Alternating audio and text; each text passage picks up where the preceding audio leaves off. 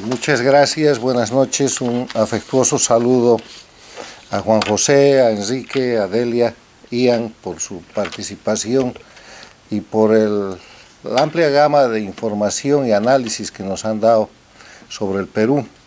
Un agradecimiento especial a nuestro común amigo Guillermo Lustó, que es quien ha organizado este panel tan importante y que está participando desde Buenos Aires. De lo aquí expuesto, no queda duda de que el Perú va a unas elecciones estando en crisis. El Perú tiene una crisis que es una crisis política no resuelta, tiene una crisis sanitaria de la que participa todo el mundo, pero el Perú ha mostrado características especiales. Ahora mismo están en una cuarentena durísima, están prácticamente formalmente aislados, y tiene una crisis económica que por los datos macroeconómicos a veces es difícil de percibir, y escuchamos información alentadora como la que ha presentado Beatrice al empezar esta reunión, cuando en verdad la gente, los datos de la economía del día a día están mostrando crecimiento en el descontento popular y están mostrando un nivel de empobrecimiento acelerado en determinados niveles de la sociedad peruana. Un Perú en crisis que va a una elección el 11 de abril, en medio de una región que está también en crisis. Más allá de la pandemia, el siglo XXI está caracterizado en las Américas por el aumento y por el incremento de los regímenes dictatoriales que algunos analistas y autores prefieren llamar autoritarios. El año 1999 había una sola dictadura en las Américas, la de Cuba. Llega Chávez al poder, auxilia a Fidel Castro, y el siglo XXI está marcado por dos hechos muy importantes en materia de democracia. La firma de la Carta Democrática Interamericana, que no es un instrumento menor porque es un tratado de la mayor importancia, suscrito, firmado por todos los estados de las Américas, menos por Cuba, y al tiempo el crecimiento de los gobiernos dictatoriales, que hoy día se pueden contar en Cuba, en Venezuela, en Nicaragua, Bolivia considerado como un sistema híbrido, pero que en verdad es un sistema de dictadura electoralista con control absoluto del poder. Un gobierno como en un país democrático como es Argentina, pero que tiene toda una política exterior de servicio a ese grupo, y una región que ha tenido focos no vistos en mucho tiempo de desestabilización, de violencia interna, de confrontación interna, entre los que podemos señalar como notables el golpe de Estado contra el presidente Lenín Moreno en Ecuador en octubre del 2019, el incendio de Chile, que ha llevado a Chile a un proceso constituyente, revisión de su constitución, el proceso del Perú, que ha tenido en 2 o 3 semanas 3 presidentes y que ha llamado la atención a la región y al mundo. O sea, hay una inestabilidad en las democracias de la región que, en mi criterio, están bajo una presión de una conspiración abiertamente declarada y proclamada por lo que se llama el Foro de Sao Paulo, que es el instrumento político operativo del socialismo del siglo XXI, del castrochavismo. Ese foro, reunido el año 2019 primero en La Habana y después en Caracas, proclamó la necesidad de actuar internamente en determinados países y para lo que sirva.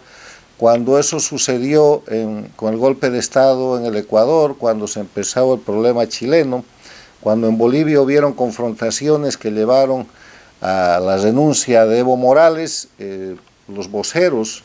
del socialismo del siglo XXI, Maduro, Diosdado Cabello, salieron a proclamar y a decir que la brisita bolivariana estaba teniendo efecto en las Américas. O sea, cualquier elección que en este momento se realiza, Ian las ha mencionado, hay muchas elecciones este año, además de consultar y de atender el tema político interno, el asunto nacional, yo creo que están bajo la presión de una confrontación internacional en la que estamos viendo un choque muy claro entre dictadura y democracia con tendencias cambiantes. La pregunta por eso es, en la elección del Perú, si hay algún nivel de intervención externa en esta elección, si existe eso, si la ciudadanía lo percibe, cuáles son los candidatos a los cuales el dinero o las acciones del socialismo del siglo XXI está respaldando, o si el Perú está al margen de esa situación, cosa que sería realmente extraordinaria. En el siglo XXI, en esta dinámica de confrontación, vamos a ver nosotros este próximo domingo una elección en el Ecuador, donde se está repitiendo el mecanismo injerencista del castrochavismo, el socialismo del siglo XXI, a través de un candidato, Arauz, que hace campaña con la foto de Rafael Correa, que está inhabilitado para ser candidato porque tiene una condena a 8 años de cárcel con sentencia ejecutoriada en las 3 instancias que la ley ecuatoriana, que los procedimientos ecuatorianos permiten, y que está llevando adelante un proceso de decir que él va a tomar el poder para permitir que Correa regrese, un poco lo sucedido en la elección de la Argentina el año 2019, cuando la candidata que estaba señalada por corrupción y que estaba con una cantidad de procesos, en vez de ser candidata a presidenta, Cristina Kirchner se pone de vicepresidenta y pone por delante una buena figura que es Alberto Fernández, que termina ganando la elección, y que han hecho en el primer año de su gestión una gestión de política interna para proteger a Cristina y su grupo, los 12 años del gobierno Kirchner, de las acusaciones y procesos de corrupción, y que ahora están llevando adelante una gestión política para la impunidad que importa el ataque a la Corte Suprema de Justicia, a los tribunales federales, para ampliarle el número de jueces y de esa manera poder controlar el único poder que no controlan todavía en la Argentina. En Bolivia sale Evo Morales después de un mega fraude con renuncia el año 2019, se pone en marcha un proceso de transición que resulta no ser tal. En Bolivia entre noviembre del 19 y octubre del 2020, el concepto es que salió el dictador, pero no la dictadura, porque quedó todo el esquema, y ahora ha vuelto el dictador. Tiene un presidente que él ha señalado para la elección. Se ha producido un fraude extraordinario en la elección de octubre del 2020. No hay manera de investigar o de llevar adelante un proceso serio que revise ese fraude electoral. Y Evo Morales ha regresado con total impunidad y en cuestión de una semana se han anulado, cesado, revocado todos los procesos que tenía, que iban desde investigaciones por narcotráfico, pasando por masacres sangrientas y terminando en delitos de carácter personal respecto al tráfico y al abuso de menores de edad. Entonces, en ese escenario regional,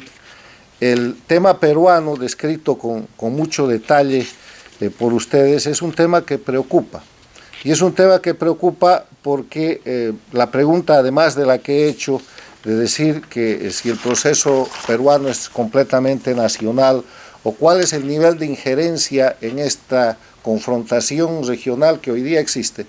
o sea, cuál es el espacio que está ocupando el choque entre democracia y socialismo del siglo XXI, cuál es el papel del Foro de Sao Paulo, que ha salpicado a mucha gente con el tema del lavallato también en el Perú. Además de esa pregunta, las preguntas que yo me permito hacer para que sigamos reflexionando, porque para el 11 de abril, si hay elecciones, que es la duda que ha introducido JJ y que es muy seria, es lo que los peruanos están pensando. Cuando hablas con gente en el Perú o peruanos fuera del Perú, esa es la primera sombra de duda que existe, y Ian ha hecho bien en mencionarla. Pero las preguntas que yo dejaría sobre la pregunta que ya he formulado es que el presidente que sea electo, seguramente en segunda vuelta, va a ser un presidente fuerte, va a ser un presidente que tenga los mecanismos políticos de la democracia peruana para sobrevivir. O sea, va a poder terminar sus 5 años, cosa que no ha sucedido reiteradamente en este último periodo. Y la otra mirada sería la de ver si en el Perú hoy día están concurriendo adecuadamente los elementos esenciales de la democracia, la famosa Carta de Lima, la Carta Democrática, que son el respeto a las libertades fundamentales, los derechos humanos, la vigencia del Estado de Derecho y la división e independencia de poderes. Yo tengo que terminar diciendo que si hay una cosa que ha quedado clara respecto al Perú es la fortaleza de su institucionalidad. De una u otra manera han resuelto crisis tras crisis, cambio de presidente tras cambio de presidente, confrontación política, conspiración interna, todo, y ahí está la democracia. Pero es una democracia que está acusando elementos de crisis que al parecer no se van a resolver en esta elección que viene, y si no se resuelven, eso puede ser la base de una crisis mucho mayor que venga en el futuro. Muchas gracias.